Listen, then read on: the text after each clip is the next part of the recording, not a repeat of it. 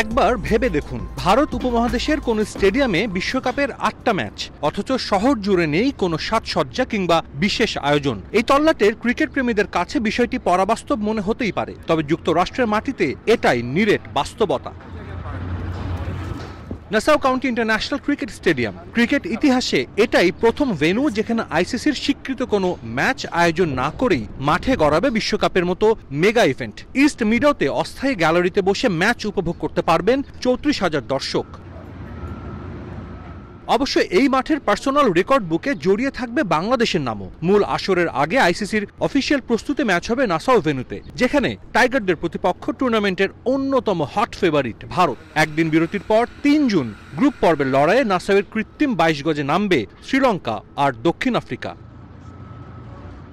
আনকোরা এই ভেন্যুতে গ্রুপ পর্বের ৩টা করে ম্যাচ খেলবে ভারত ও দক্ষিণ আফ্রিকা, 2টা করে ম্যাচ খেলবে আয়ারল্যান্ড, পাকিস্তান ও কানাডা। লাল সবুজের একটা ম্যাচও আছে নাসাউয়ে। একবার করে মাঠে নামবে স্বাগতিক যুক্তরাষ্ট্র, শ্রীলঙ্কা আর নেদারল্যান্ডস। তবে বিশ্ব আসরের সবচেয়ে হাই ভোল্টেজ ম্যাচটা হবে নতুন এই ভেন্যুতে।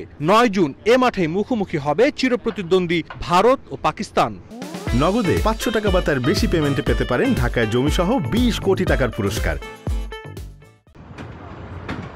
পরিসংখ্যান নিয়ে কাটাছেঁড়ার সুযোগ নেই। কোনো ম্যাচ না হওয়ায় উইকেটের আচরণ কেমন হবে তাও থাকছে রহস্য হয়ে। তবে অ্যাডিলেডের অভিজ্ঞ কিউরেটরের তত্ত্বাবধানে ফ্লোরিডায় নির্মিত ড্রপ ইন পিচে একপেশে ম্যাচ হওয়ার খুব একটা সুযোগ নেই।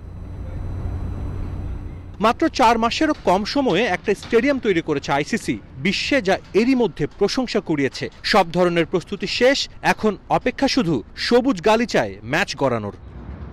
টি-20 বিশ্বকাপের ট্রফি উন্মোচন করেছিল আইসিসি মহাশূন্যে গিয়ে, যার কারণে এই ওয়ার্ল্ড কাপের ট্যাগলাইন দেওয়া হয়েছে আউট অফ দিস ওয়ার্ল্ড। এই স্টেডিয়াম দেখে যে কারো মনে হবে আইসিসি এবার টি-20 ওয়ার্ল্ড কাপটাকে স্মরণীয় করে রাখতে চায়।